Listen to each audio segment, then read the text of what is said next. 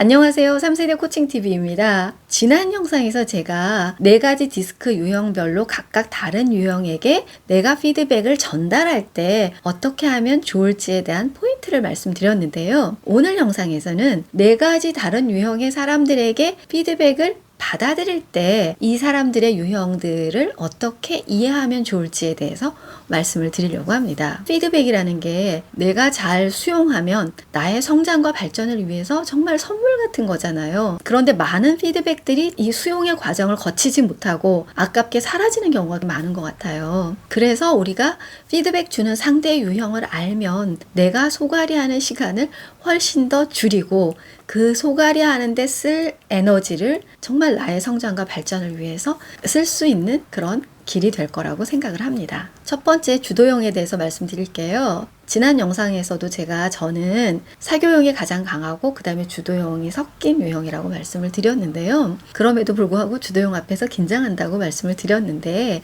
마찬가지로 그래서 주도형한테 피드백을 받을 때 불편함을 느낄 때가 사실 많거든요. 얼마 전에도 좀 그런 일이 있었는데 저는 상대가 정말 저한테 화를 내는 줄 알았어요. 예전 같으면 마음이 되게 힘들었을 텐데 저도 이제는 피드백 코칭 전문가로서 공부도 하고 성장하고 강의를 하고 하다 보니까 이 부분에 대해서 상대한테 피드백을 통해서 다시 확인을 했죠. 그랬더니 전혀 아니라는 거예요. 그래서 서로 그 얘기를 주고받으면서 이렇게 유형의 차이가 이런 오해를 만들어낼 수 있구나 하면서 서로가 후련해지는 그런 경험이 있었는데요. 주도형이 지난 영상에서도 말씀드렸듯이 직설적으로 일 중심으로 표현을 하다 보니까 저같이 감정이 좀 더 중요한 사람한테는 자꾸 상처로 다가오는 것 같더라고요. 주도형에게 피드백을 받을 때 알아두면 좋을 첫 번째 포인트는요. 감정적 반응은 되도록 줄이는 게 좋습니다. 특히 저 같은 사교형이나 안정형들은 감정적 반응이 먼저 올라오는 경우가 많은데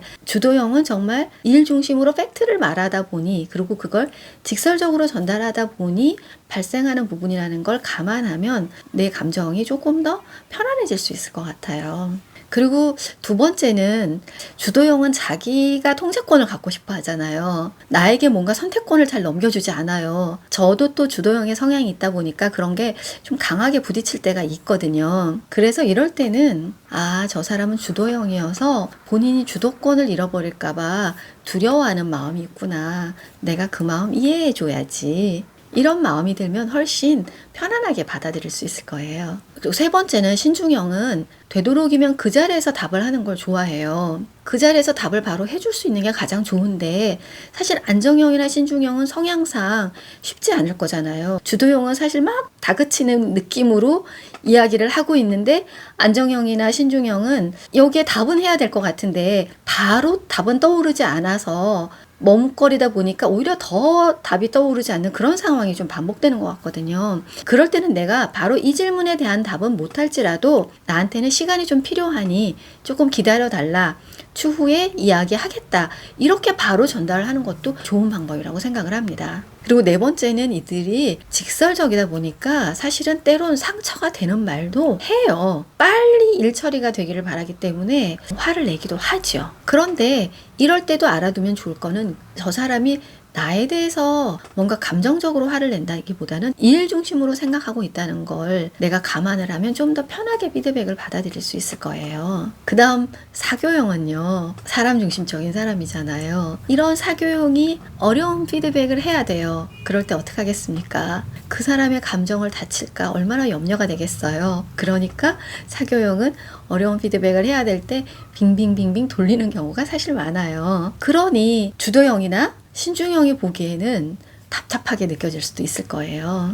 이런 사교형에게 피드백을 받을 때 내가 알아두면 좋을 포인트는요. 첫 번째, 피드백을 받는 동안 부정적인 반응을 보이지 말아주세요. 사교형은 상대방의 감정을 살피잖아요. 피드백을 받는 사람이 부정적인 반응을 보이면 그걸 더 빨리 알아차리고 힘들어할 수 있거든요. 그리고 두 번째 사교형은 일에 대한 그 결과에 바로 포커싱해서 얘기하지 않을 수 있다는 걸 염두에 두는 게 좋습니다. 주도형이나 신중형 입장에서 답답하겠지만 저 사람이 감정을 살피느라 뭔가 설명을 자꾸 하고 싶어 하는구나. 조금만 기다려주는 게 좋습니다. 세 번째는 피드백 주는 사람과 피드백 받는 사람 사이에서 일어나는 감정의 흐름을 잘 관찰하고 파악을 하면 훨씬 더 부드럽게 피드백을 주고받을 수 있게 될 겁니다.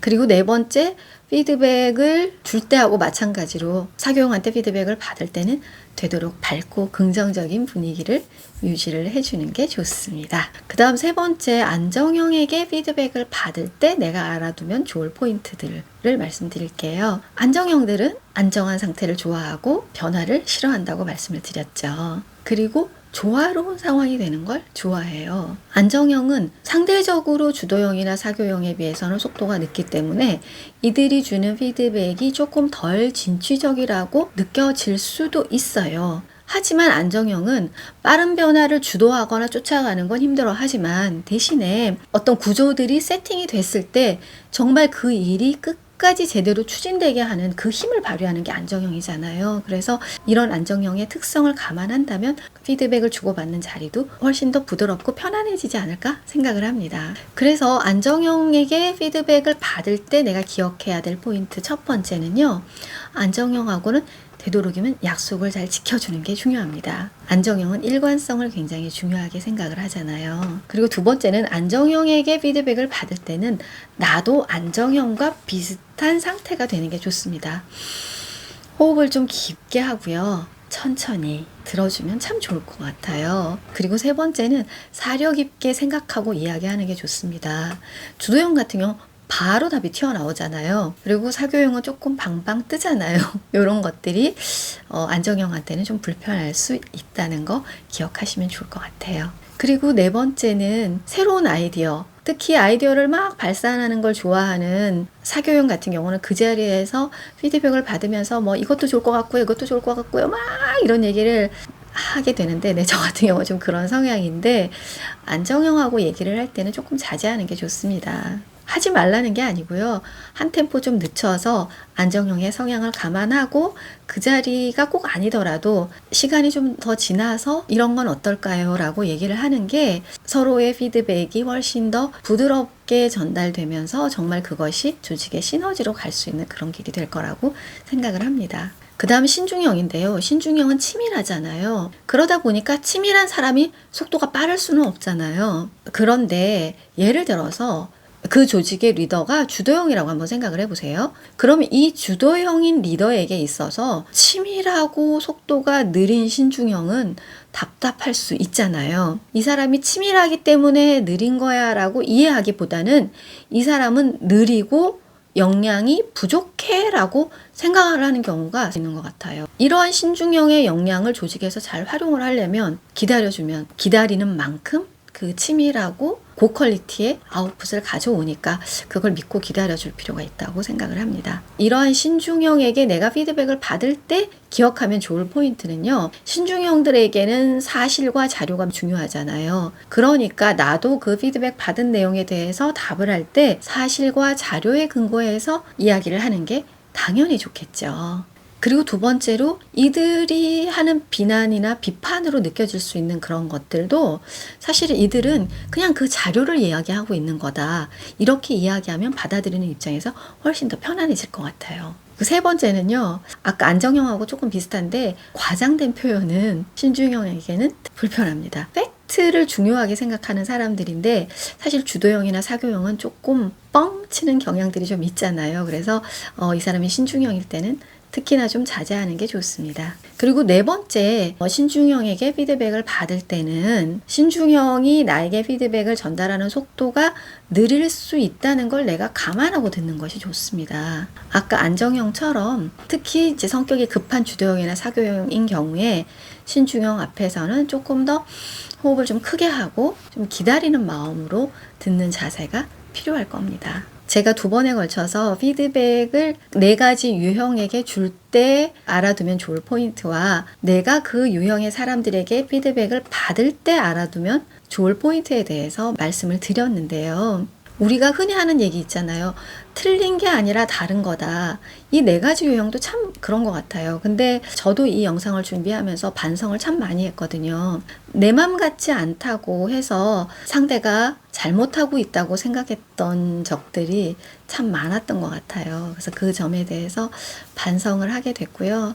각각이 가진 유형의 강점을 더 잘 발휘할 수 있도록 내가 리더로서 역할을 한다면 그 조직은 훨씬 더 건강해지지 않을까 생각을 합니다. 오늘도 시청해 주셔서 너무 감사하고요. 저는 대한민국의 모든 리더들이 100세까지 건강하고 행복하길 기원합니다. 감사합니다.